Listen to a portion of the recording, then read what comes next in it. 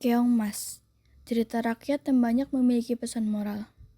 Ada nilai-nilai yang kita perlu ketahui bersama, ada pesan-pesan yang harus kita resapi bersama, ada cara untuk memendam amarah dan iri dengki, ada benci, sedih, marah, bahagia, dan perasaan-perasaan lainnya yang menjadi satu dalam drama ini.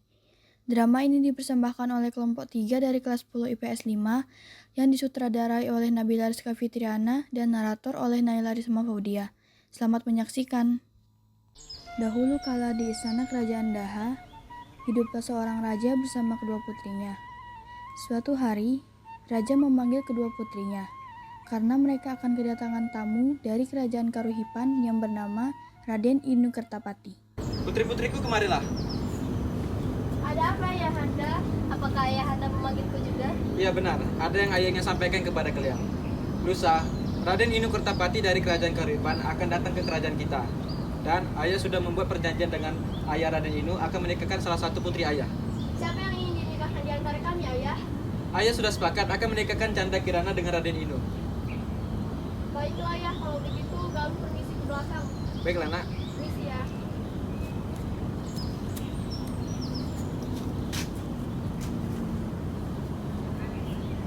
Terima kasih Ayahanda, Kirana senang sekali. Sama-sama anakku, mari kita persiapkan semua dengan baik.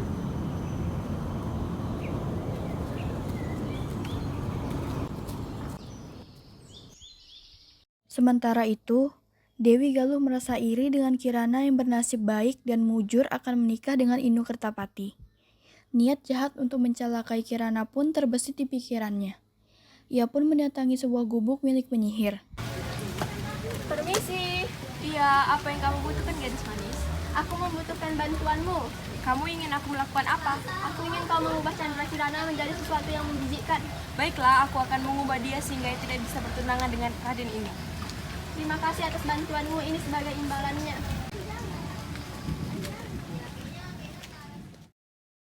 Keesokan harinya, Chandra Kirana pergi ke pasar untuk membeli keperluan untuk menyambut kedatangan Raden Inu Kertapati besok. Sepulang dari pasar, Kirana melewati sebuah sungai. Di sungai tersebut, Kirana dihadang oleh seorang perempuan tua yang buruk rupa. Perempuan tua itu adalah nenek sihir yang diperintah oleh Galuh untuk menyihir Kirana. Hahaha, Chandra Kirana, apa kabarmu? Kamu terlihat sangat senang hari ini. Siapa kamu? Diam, di sini aku akan menyihir engkau menjadi keong. Kenapa kamu ingin menyihirku? Apa salahku? Saudaramu Galuh yang menyuruh aku menyihir engkau jadi keong. Galuh, tidak mungkin. Kamu pasti berbohong. Diam, kamu gak usah banyak bicara. Di sini aku akan mengutuk menjadi keong. Simsalabim. Hahaha, kamu akan menjadi manusia di siang hari, dan apabila menjelang malam, kamu akan menjadi keong. Dan kutukan ini akan berakhir jika kamu bertemu dengan Raden Inu.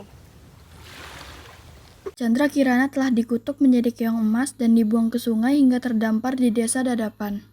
Suatu hari, seorang nenek sedang mencari ikan dengan jala, dan keong emas terangkut dalam jalanya tersebut. Keong emas itu lalu dibawanya pulang dan ditaruh di tempayan.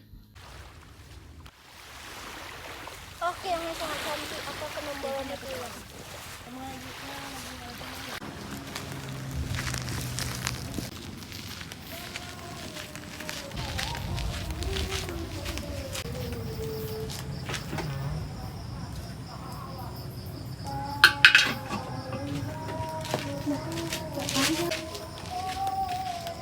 Sampai jam segini aku juga belum mendapatkan ikan. Aku harus mencari ikan lagi. Kalau tidak, aku makan apa? Nenek itu kembali mencari ikan di sungai, kemudian Kirana kembali ke wujud manusianya. Loh, kenapa aku bisa ada di sini? Oh iya, tadi kan ada seorang nenek yang membawaku. Kasihan sekali nenek itu. Untuk makan saja dia harus mencarinya terlebih dahulu. Aku akan membuatkannya masakan.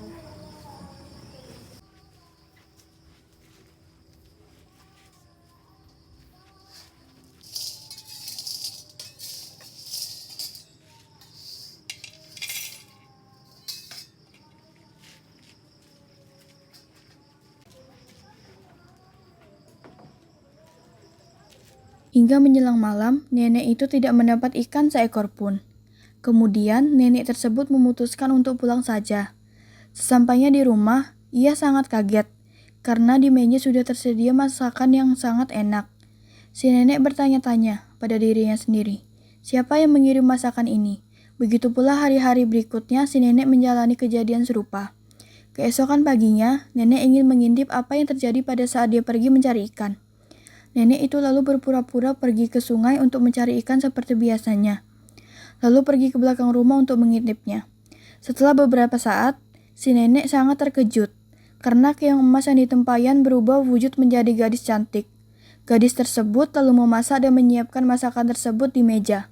Karena merasa penasaran, lalu nenek tersebut memberanikan diri untuk menegur putri nan cantik itu. Siapakah kamu putri cantik dan dari mana asalmu? Aku Chandra Kirana. Aku adalah putri dari kerajaan Daha yang dikutuk menjadi keong emas oleh nenek sihir yang diutus oleh saudaraku karena merasa iri padaku. Kasihan sekali dirimu, nak. Nenek tidak tahu saudara macam apa saudaramu itu. Tapi namanya manusia, kalau sudah merasa iri apa yang dilakukan. Sementara itu, kamu boleh tinggal di sini. Terima kasih, Nek. Sementara itu, Pangeran Inu Kertapati tak mau diam saja ketika tahu Chandra Kirana menghilang. Ia pun mencarinya dengan cara menyamar menjadi rakyat biasa. Nenek sihir pun akhirnya tahu dan mengubah dirinya menjadi gagak untuk mencelakakan Raden Inu Kertapati. Raden Inu Kertapati kaget sekali melihat burung gagak yang bisa berbicara dan mengetahui tujuannya. Ia menganggap burung gagak itu sakti dan menurutinya, padahal Raden Inu diberikan arah yang salah.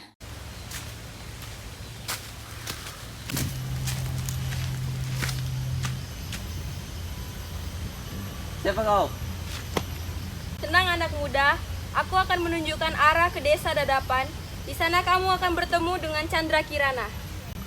Siapa kau sebenarnya dan dari mana kau tahu arah tujuan perjalananku? Kau tidak perlu tahu siapa aku, ikuti saja petunjuk yang kuberikan. Baiklah, terima kasih.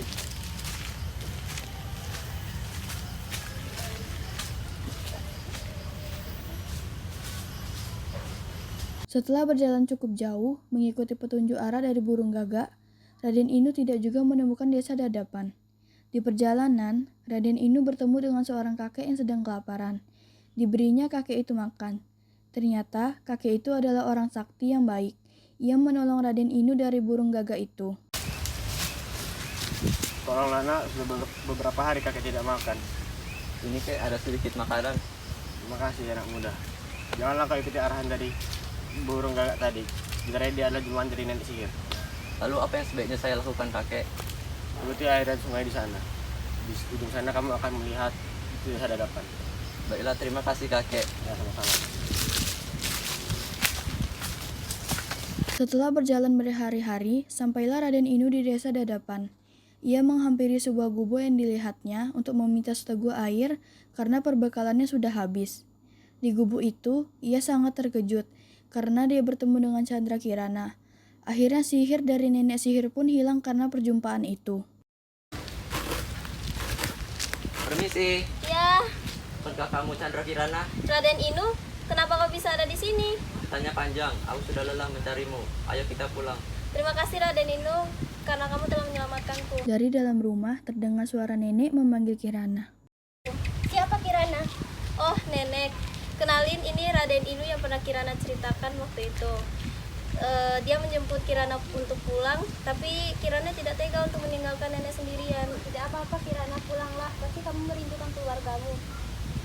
Begini saja, nenek ikut kami ke istana dan hidup bersama kami. Baiklah. Akhirnya Raden Inu memboyong Chandra Kirana beserta nenek yang baik hati tersebut ke istana.